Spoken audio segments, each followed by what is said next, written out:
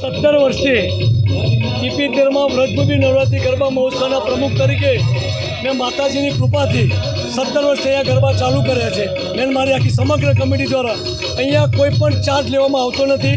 રમવાના બી pass free છે, જોવાના પણ પાસ ફ્રી છે. મારી દીકરી મારા આંગણે એ સૂત્ર સાર્થક કરવા માટે ટીપી13 અને સમગ્ર વિસ્તારની બાળકો અહીંયા માતાજીના પ્રાંગણમાં ગરબા ગાય. અહીંયા ડેલી જેટલા બાળકો રમે છે, બહેનો રમે છે, એમને લાણી આપવામાં આવે છે, તેઓ પણ ઇનામ આપવામાં આવે છે અને છેલ્લા દિવસે 100 થી 150 બમ્પર ઇનામ અહીંયા આપવામાં આવે છે.